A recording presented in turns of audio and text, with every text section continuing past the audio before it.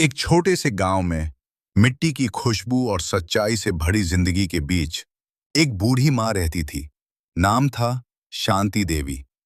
जिंदगी ने उन्हें बहुत कुछ दिया था। 4 बेटे दिए थे, लेकिन वक्त ने सब कुछ छीन लिया। चारों बेटे बड़े हुए, अपनी अपनी दुनिया बसाई और फिर धीरे धीरे माँ से दूर होते गए। उन्होंने माँ के लिए गांव की जमीन पर एक छोटी सी झोपड़ी बना दी, जैसे कोई जिम्मेदारी निभा दी हो, पर रिश्ता कहीं खो गया था।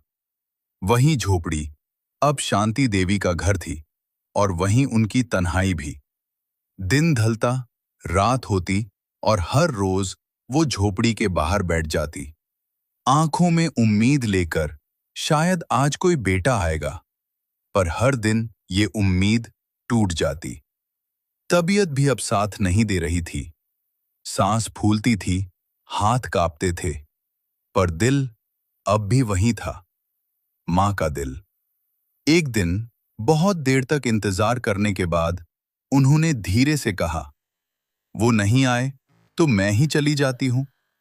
कमजोर पैर, हाथ में लाठी और आंखों में एक छोटी सी उम्मीद लेकर वो निकल पड़ी। रास्ता पत्थरों से भरा था, हर कदम पर दर्द था। वो रुकती, सांस लेती, फिर चल पड़ती। मेरा बेटा मुझे गले लगा लेगा। बड़ी मुश्किल से वो बड़े बेटे के घर पहुंची। दरवाजा खुला। अरे माँ, आप बिना बताए आ गई। न आंखों में प्यार, न चेहरे पर मुस्कान। कुछ दिन गुजरे, पर माँ को वहां अपनापन महसूस नहीं हुआ। झोपड़ी में अकेली सही थी, पर यहां बेटा होते हुए भी मैं तन्हा हूं। एक दिन बेटे ने सीधा कह दिया, माँ, आप दूसरे भाई के घर क्यों नहीं चली जाती? ये लफ्ज तीर की तरह दिल में लगे। फिर भी माँ चली। इस बार रास्ता और भी लंबा लगा, क्योंकि पैर नहीं, दिल थक चुका था। दूसरे बेटे के घर पहुंची, पर वहां बहू को फुर्सत ही नहीं थी। फोन, दोस्त और शिकायतें। आपकी माँ ये करती हैं, वो करती हैं। ये सब माँ चुपचाप सुनती रहती। रात को चुपके से आंसू बहाती, पर सुबह फिर मुस्कुरान की कोशिश करती। फिर एक दिन वो तीसरे बेटे के घर निकल पड़ी।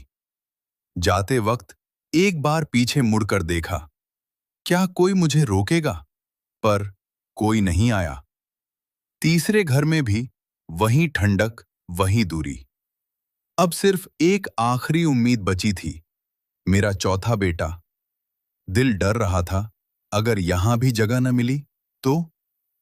जब वो पहुंची तो घर बड़ा नहीं था। एक छोटी सी झोपड़ी, बाहर एक चारपाई।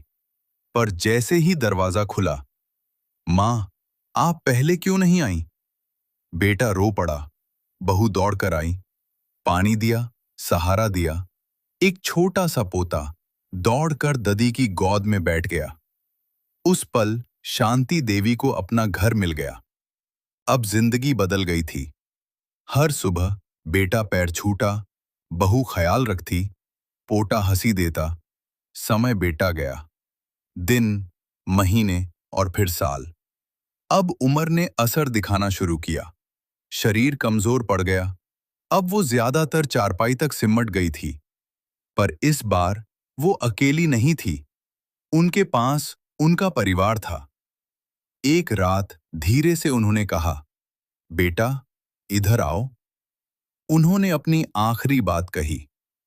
मैंने झोपड़ी के कोने में खजाना रखा है, वो तुम दोनों ले लेना। बेटा रो पड़ा, माँ, हमें कुछ नहीं चाहिए। पर माँ मुस्कुराई, इससे मेरा आशीर्वाद समझकर रख लो। फिर धीरे धीरे उनकी सांसें रुक गई।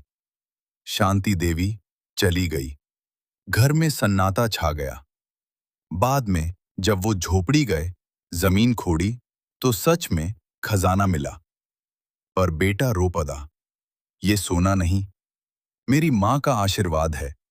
उन्होंने उस पैसे से घर सुधारा, बेटे की पढ़ाई कराई और गरीबों की मदद की। जब बाकी 3 बेटे वापस आए, तब तक देर हो चुकी थी। माँ ही नहीं रही। माँ बाप कभी बोझ नहीं होते। वो ही जिंदगी का सबसे बड़ा खजाना होते हैं, जो उनका साथ देता है। भगवान भी उसका साथ देता है।